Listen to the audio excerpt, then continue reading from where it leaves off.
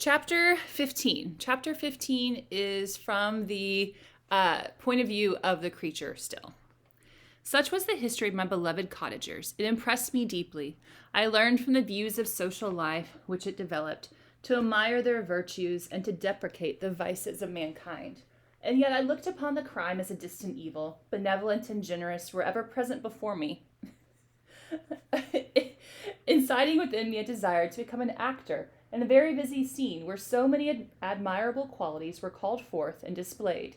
But in giving an account of the progress of my intellect, I must not omit a circumstance which occurred in the beginning of the month of August of the same year. One night, during my accustomed visit to the neighborhood wood, where I collected my own food and brought home firing for my protectors, I found on the ground a leathern portmanteau. So this is basically like a suitcase containing several articles of dress and some books. I eagerly seized the prize and returned with it to my hovel. So he's out there doing his cutting the wood for the codgers like he normally does at night, and he finds this suitcase on the ground and brings it back to his hovel. Fortunately, the books were written in a language the elements of which I had acquired at the cottage. They consisted of Paradise Lost, a volume of Plutarch's Lives, and the Sorrows of Werter. The possession of these treasures gave me extreme delight. I now continually studied and exercised my mind upon these histories, whilst my friends were employed in their ordinary occupations. The one that we're going to focus on is going to be Paradise Lost, which is an epic poem by John Milton, where he took just a few chapters from the book of Genesis about Adam and Eve and the Garden of Eden and the fall of man, and created like an entire book out of it. I can hardly describe to you the effect of these books. They produced in me an infinity of new images and feelings that sometimes raised me to ecstasy, but more frequently sunk me into the lowest dejection. And the Sorrows of Werter, besides the interest of its simple and affecting story, so many opinions are canvassed, and so many lights thrown upon what had hitherto been to me obscure subjects, that I found in it a never-ending source of speculation and astonishment. The gentle and domestic manners it described, combined with lofty sentiments and feelings, which had for their object something out of self, accorded well with my experience among my protectors, and with the wants which were forever alive in my own bosom. But I thought Werter himself a more divine being than I had ever beheld or imagined.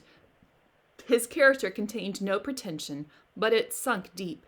The disquisitions upon death and suicide were calculated to fill me with wonder.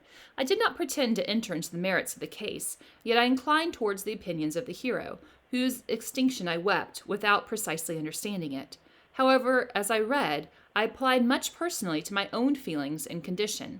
I found myself similar, yet at the same time strangely unlike to the beings concerning whom I read, and to whose conversation I was a listener. I sympathized with and partly understood them, but I was unformed in mind. I was dependent on none, and related to none. The path of my departure was free, and there was none to lament my annihilation. My person was hideous, and my stature gigantic. What did this mean? Who was I? What was I? Whence did I come? What was my destination? These questions continually recurred, but I was unable to solve them. The volume of Plutarch's Lives which I possessed contained the histories of the first founders of the ancient republics. This book had a far different effect upon me from the Sorrows of Werter. I learned from Werter's imaginations despondency and gloom.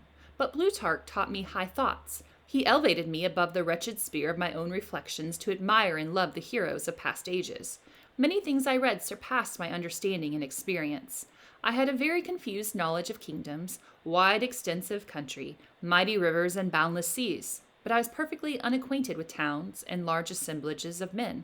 The cottage of my protectors had been the only school in which I had studied human nature, but this book developed new and mightier scenes of action.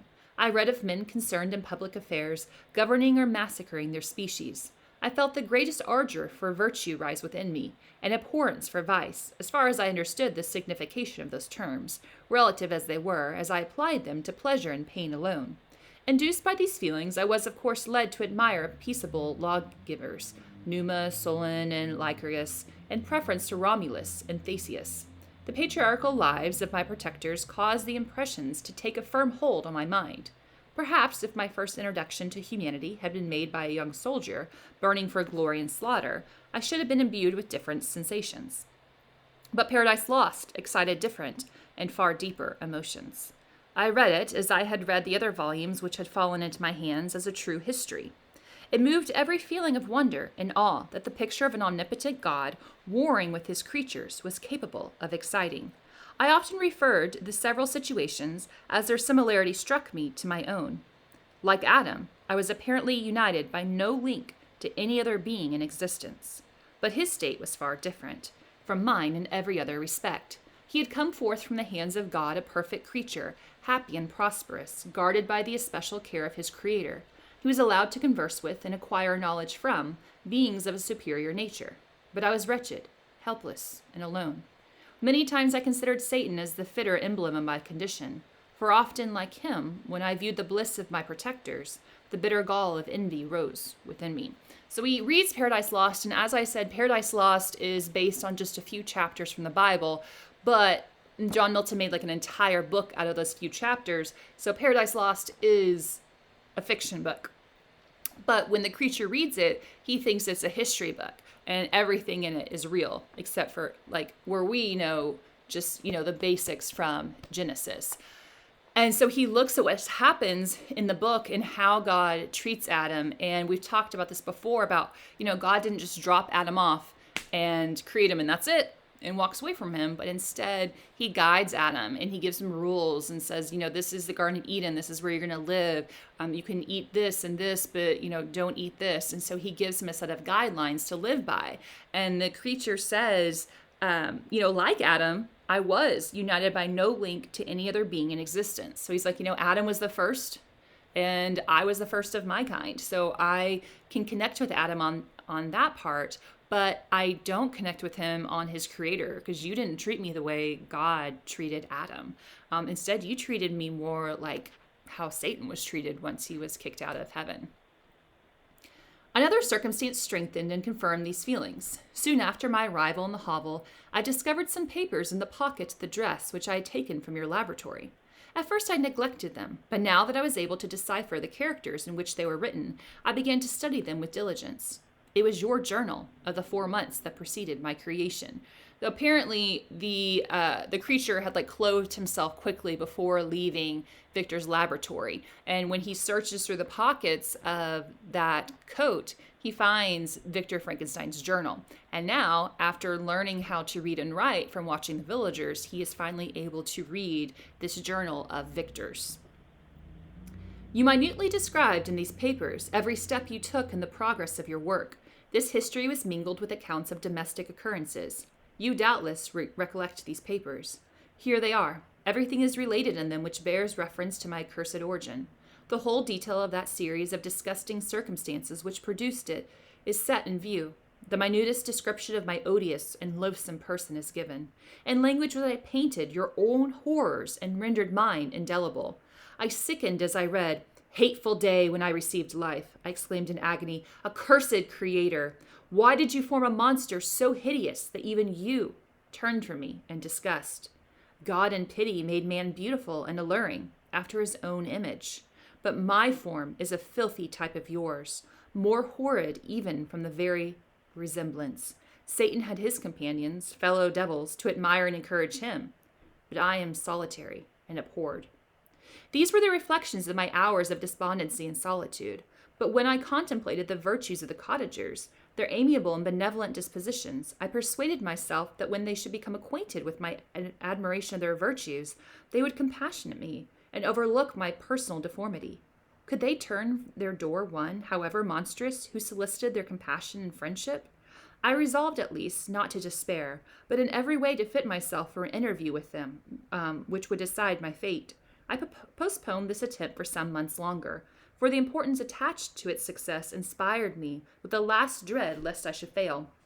Besides, I found that my understanding improved so much with every day's experience that I was unwilling to commence this undertaking until a few more months should have added to my sagacity. Here he is, he's truly all alone in this world. He says, God made Eve for Adam, and even other angels fell with Satan out of heaven. And yet here am I, completely alone. And he has been rejected by humans, right? They've thrown stones at him and run away from him, but he still has hope despite being treated so horribly by the human race so far. And he really, really wants the cottagers to be his friends and to like him for who he is on the inside and not what they see on the outside. And he really wants to approach them, but he says, I just really wanted to make sure I was really well educated and well spoken. I wanted the right moment to wait and approach them. Several changes in the meantime took place in the cottage. The presence of Safie diffused happiness among its inhabitants, and I also found that a greater degree of plenty reigned there. Felix and Agatha spent more time in amusement and conversation and were assisted in their labors by servants. So the family is doing better now. Safie brought some riches with her, and so they're able to hire outside help to help them along with their normal duties and chores and so forth. They did not appear rich, but they were contented and happy.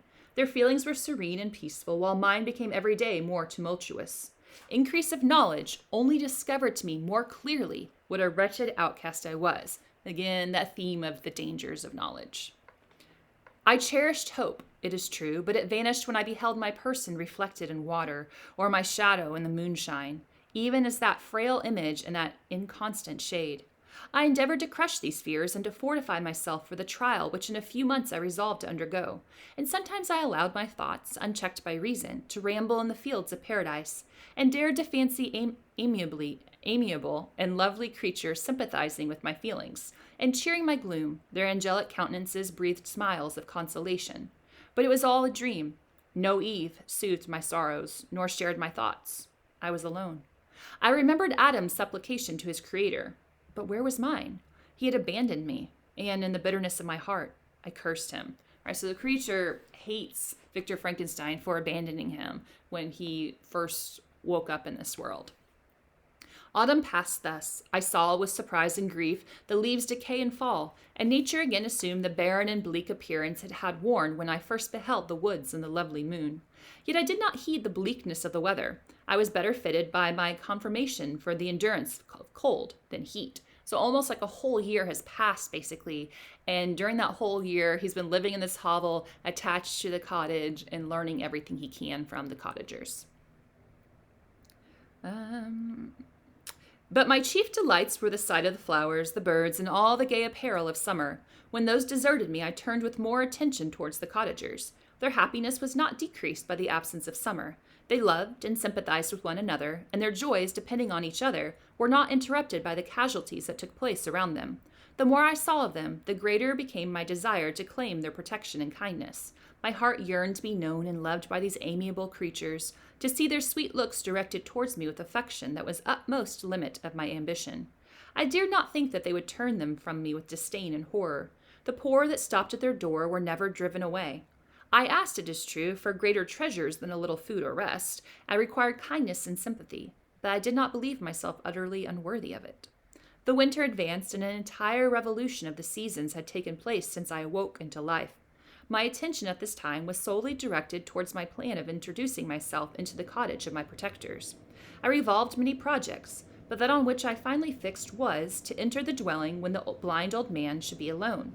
I had sagacity enough to discover that the unnatural hideousness of my person was the chief object of horror with those who had formerly beheld me. My voice, although harsh, had nothing terrible in it. I thought, therefore, that if in the absence of his children I could gain the goodwill and mediation of the old de Lacy, I might by his means be tolerated by my younger protectors. The creature comes up with the plan. He decides he's going to wait until Safie, Felix, and Agatha are away, and the older de Lacy, who is blind, is all alone. And his plan is to approach the blind de Lacy and gain his favor, get to know him, and not be judged by his outward appearance at first, but by his personality. And he hopes that gains him favor then with the rest of the family. Pretty good plan, I think. One day, when the sun shone on the red leaves that strewed the ground and diffused cheerfulness, although it denied warmth, Safie, Agatha, and Felix departed on a long country walk, and the old man, at his own desire, was left alone in the cottage. When his children had departed, he took up his guitar and played several mournful but sweet airs, more sweet and mournful than I had ever heard him play before. At first his countenance was illuminated with pleasure, but as he continued, thoughtfulness and sadness succeeded. At length, laying aside the instrument, he sat absorbed in reflection. My heart beat quick. This was the hour and moment of trial which would decide my hopes or realize my fears. The servants were gone to a neighboring fair. All was silent in and around the cottage. It was an excellent opportunity, yet when I proceeded to execute my plan, my limbs failed me, and I sank to the ground. Again I rose, and exerting all the firmness of which I was master, removed the planks which I had placed before my hovel to conceal my retreat. The fresh air revived me, and with renewed determination, I approached the door of the cottage. So this poor creature, he's afraid, and it takes him a little while to get up the courage to go approach De Lacy. I knocked. "Who is there?" said the old man. "Come in." I entered. "Pardon this intrusion," said I. "I am a traveler in want of a little rest. You would greatly oblige me if you would allow me to remain a few minutes before the fire." "Enter," said De Lacy, "and I will try in what manner I can to relieve your wants. But unfortunately my children are from home, and as I am blind, I'm afraid I shall find it difficult to procure food for you." "Do not trouble yourself, my kind host. I have food. It is warmth and rest only that I need." I sat down, and a silence ensued. I knew that every minute was precious to me, yet I remained irresolute in what manner to commence this interview, when the old man addressed me.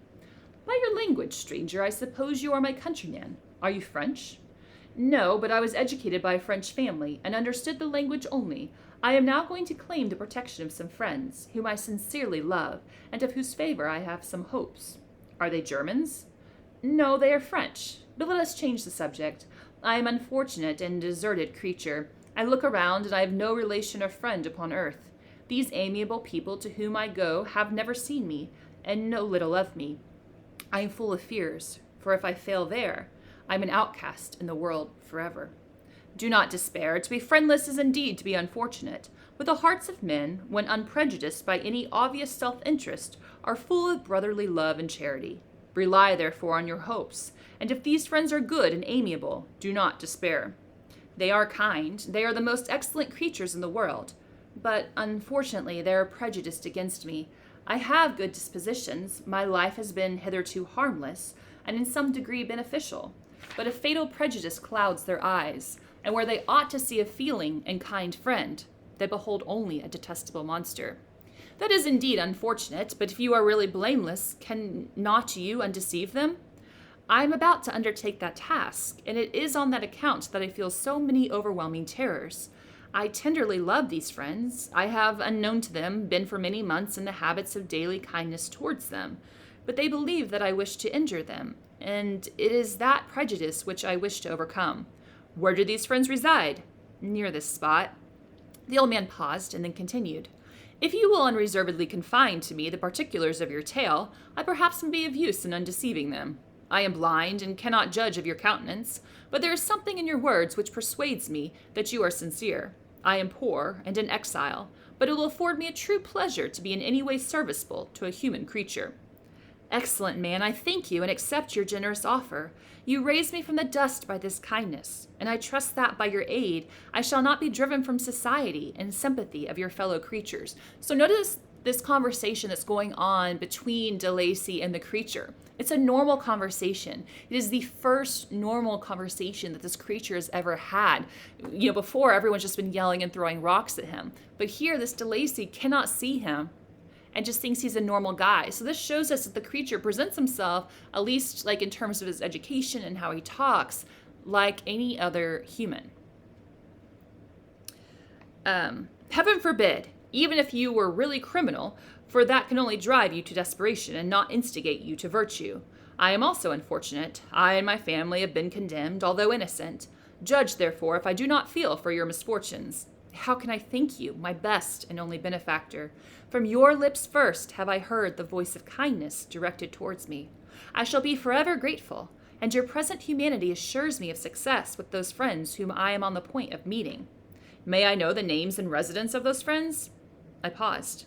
This, I thought, was the moment of decision, which was to rob me of, or bestow happiness on me forever. I struggled vainly for firmness sufficient to answer him, but the effort destroyed all my remaining strength. I sank on the chair and sobbed aloud. Imagine being so desperately lonely for just one person to show you kindness. It overwhelms you and you can't even speak. You just need one person to show you kindness. At that moment, I heard the steps of my younger protectors. I had not a moment to lose, but seizing the hand of the old man, I cried, "Now is the time! Save and protect me! You and your family are the friends whom I seek. Do not you desert me in the hour of trial." "Great God!" exclaimed the old man, "who are you?" At that instant, the cottage door was opened, and Felix, Safie, and Agatha entered. Who could describe their horror and consternation on beholding me?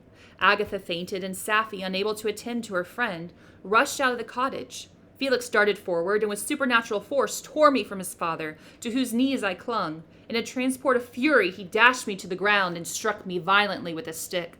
I could have torn him limb from limb, as the lion rends the antelope, but my heart sank within me, as with bitter sickness, and I refrained. I saw him on the point of repeating his blow, when, overcome by pain and anguish, I quitted the cottage, and in the general tumult escaped unperceived to my hovel. Okay, so imagine that he's on the brink of almost having these friends possibly and explaining himself to DeLacy when Agatha, Safie, and Felix walk in, and they're horrified by him, right? I mean, like, one of them faints. Felix takes up his stick and starts beating the creature, and the creature, yeah, he could easily have fought back because he's stronger than any human, but instead he chooses to flee. And so this one chance he had at friendship is gone.